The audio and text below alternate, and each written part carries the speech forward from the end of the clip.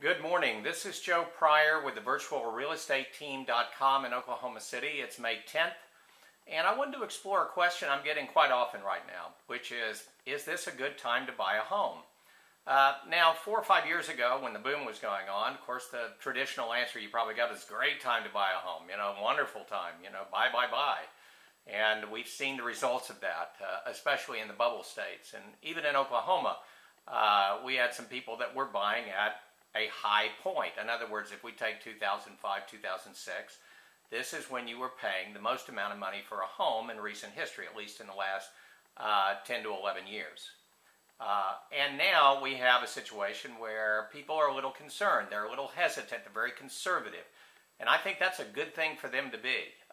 And so that question needs a more defined answer at this point. But what I would like to do in order to answer this question is contrast 1989 to 2011. Now, why 1989? Well, that was the year that I got into real estate. That was my initial time that I was learning this business. Now, the conditions in 1989 in Oklahoma were still pretty grim. We were experiencing the throes of an energy recession that started in 1982 and kept going. Energy just went to nothing, as any of you were around at that time remember. And what we experienced in Oklahoma is what was being experienced now in Detroit or Orlando or Phoenix or Las Vegas or Stockton, California, in terms of bubble states that saw a 50 to 80% reduction in value.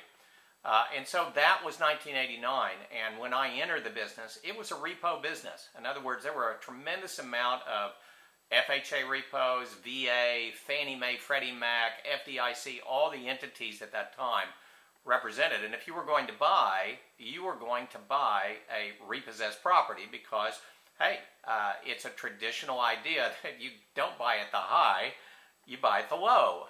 And even if you can't time that, you still know that prices today are less than they were 3 or 4 years ago.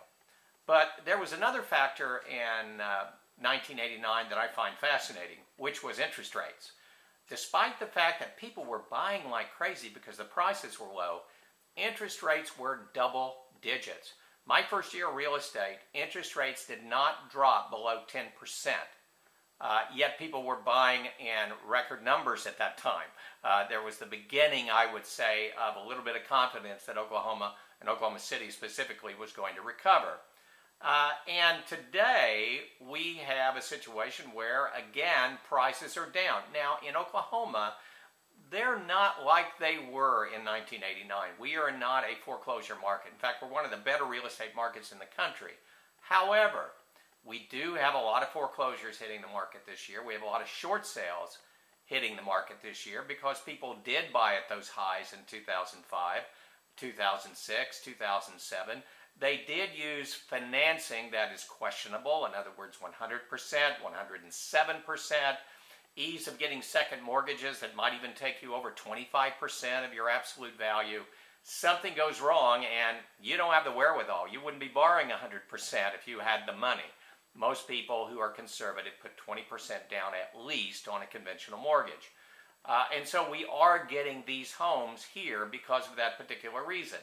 Now, there's a great equalizer here, though. Despite the fact that values haven't dropped, interest rates have dropped dramatically. If we take a 10 to 10.5% interest rates, in fact, let's just take 10%. And let's look at what the difference is between 4.75% in 2011 on an interest rate cost you as versus a 10% interest rate in 1989. And let's take a price of $150,000. Let's say we're going to be doing a conventional loan with just 10% down, not the 20% down. In other words, we're financing $135,000. What is going to be the difference in payments between 1989 and 2011? It's going to be, just principal and interest, $471 per month.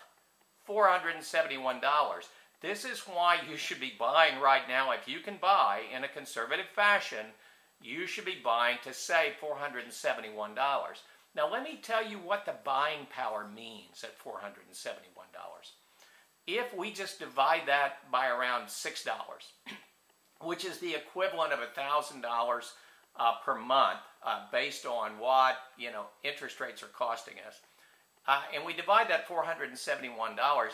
Basically, what that means is you've got $80,000 more buying power on a home in 2011 than you did in 1989.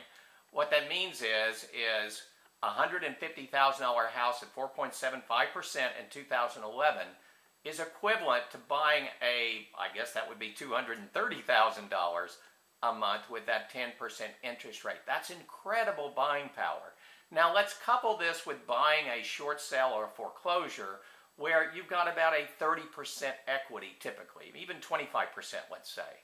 So we take that $150,000 house and let's say that we're getting about a 30% bump on that.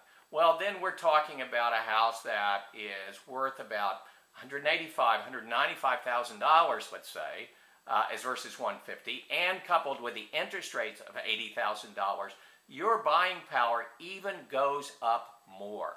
So the simple answer is this is an incredible time to buy if you can buy equity and you can utilize this 4.75% 30-year fixed interest rate. In fact, it may be a great time with those kind of savings to really think about doing a 15-year mortgage because your payments don't go up that much and your mortgage is going to be paid off quicker.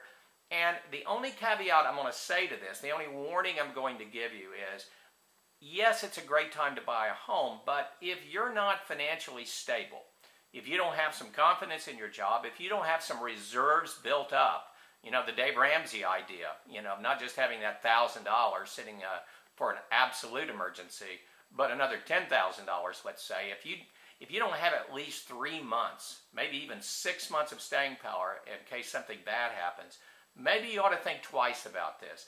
It's a great time to buy a home. Home ownership is a dream in the American society. It's what our society was based on, the ownership of private property, not owned by the crown or controlled by the crown. This is why we fought a revolution.